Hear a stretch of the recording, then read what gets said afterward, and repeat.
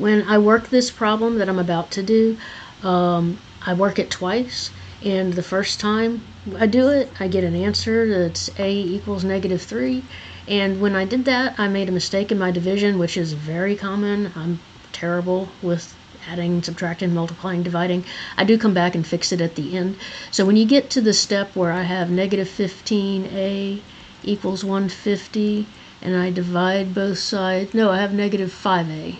-5a equals 150, and I divide both sides by -5. And then I say 150 divided by -5 is -3. I don't know why I do that. It is -30, but I just wanted you to know that when you get to that part, that's a mistake. Let's take a look at this equation. I have -5a over 2 equals 75. And my directions are solve. Solve means find out what the variable is, get the variable by itself. So I see how I'm going to do this one, but I'm going to do this equation twice and show you two different ways to do it. So the first way is I look at it and I see that -5a, so I say what's the first thing that's being done to the a? It's being multiplied by -5. Is there something else beyond that? Yes, the next thing that's being done is it's being divided by 2. I want to start from the outside, so I want to get rid of that 2. So how is that related to the variable? It's being divided. So I have to do the opposite of division, because a fraction bar is just division. It's another way of showing division. I need to do the opposite of division, and the opposite of division is multiplication. It's actually the inverse, not really opposite. So the inverse of division is multiplication. So I'm going to multiply both sides by 2.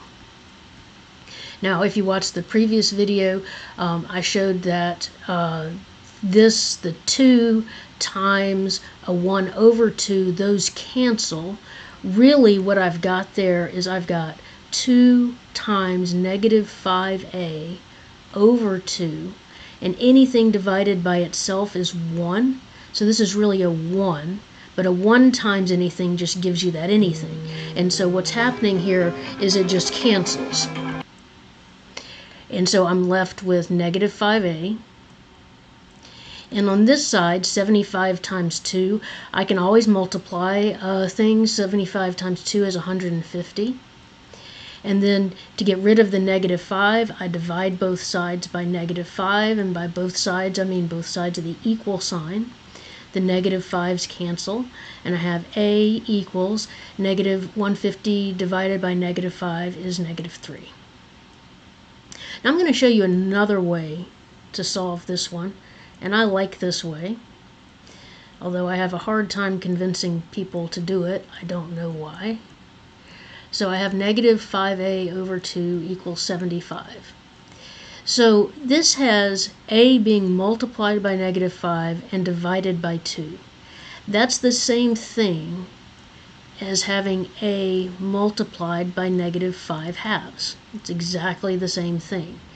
So this a multiplied by -5 divided by 2, that's the same as just an a with the -5/2 as a coefficient.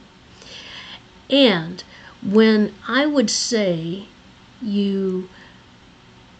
to undo this, to get rid of the -5/2, you'd say, well, how's the -5/2 related to the a? It's being multiplied. And then you'd say divide both sides by -5/2. Well, remember that dividing by a fraction is the same as multiplying by the reciprocal. So whenever you have an equation that it's a fraction that is the coefficient of the variable, then it's easier just to multiply by the reciprocal. The reciprocal of -5/2 is -2/5. So I multiply both sides by -2/5. And on this side, -2 and 2 cancels and 5 cancels, and because it's a negative times a negative, that's a positive. It gives a +1. These just cancel. When you multiply by the reciprocal, it cancels. So I get a equals, and then this is 75 over 1.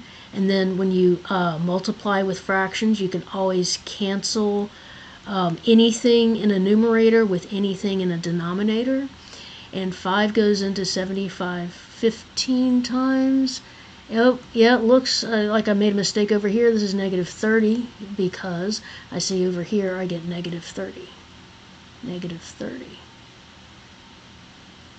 So I made a mistake with that first one, that I caught it when I went back and did it the second time. So there's that. I'll put a little warning in at the beginning so people don't realize I make a mistake. There we go.